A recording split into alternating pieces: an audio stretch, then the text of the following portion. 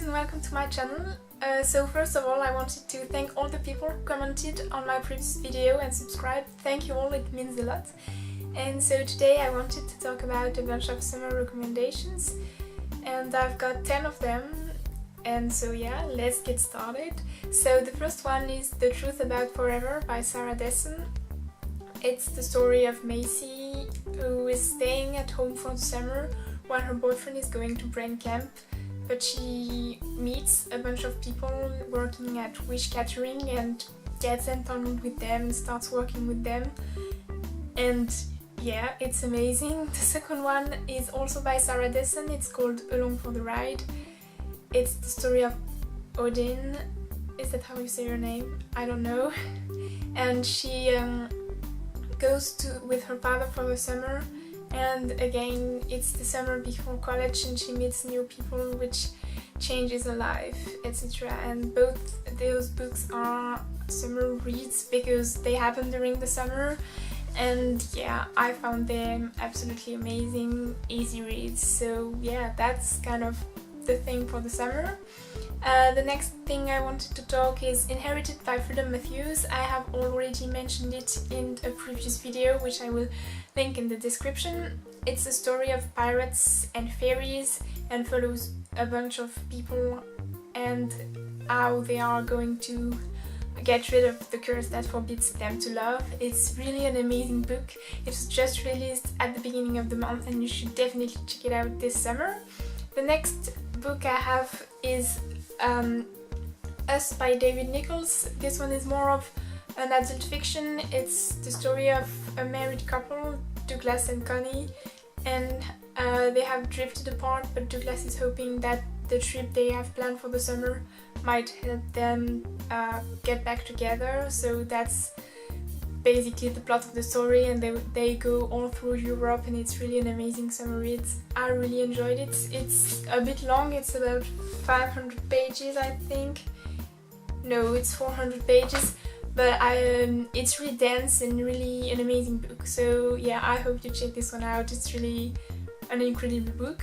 The next one I have is All the Bright Places by Jennifer Niven. So maybe you won't think this one is a summer read, but I found that since Finch and Violet go on these little trips and all these little activities, and probably the fact that I read it during the summer, but I found that this could be a really pleasant summer read. It was a really beautiful story, so if you haven't read this book yet, definitely check it out as well. The next one I have is Paper Towns by John Green. By now you have probably read that one and watched the movie, but if you haven't, the story is that of Quentin, who lives next door to Margot. They used to be friends, but now they don't really talk anymore. She's that really popular girl at school and he's not really popular, but one night actually, she knocks on his window and asks him to go on this incredible adventure through the night. So he decides to accept and thinks it will change his life. And in the morning Margot's gone, so in the rest of the book he will try and find her with his friends, and it was really an incredible read. Again, it doesn't take place during the summer vacation, but it has this kind of really summery feel because of the road trip and everything. So yeah, you should definitely check this one out. The next one I have is also a John Green book. It's An Abundance of Catherine, and this one does take place during the summer. It's the story of a guy called Colin who's been dating lots of girls named Catherine, and on summer he has no current Catherine girlfriend and he goes on a trip with his friend, and they end up in this little town lost in the middle of nowhere and meet new people, and it was really a fun story. I really liked it. And the next one I have is the Percy Jackson series, so these do take place during the summer. If you haven't heard of those, it's the story of Percy, who is in middle school, and he finds out that he is the son of a Greek god and he has to go on a quest and he meets new friends.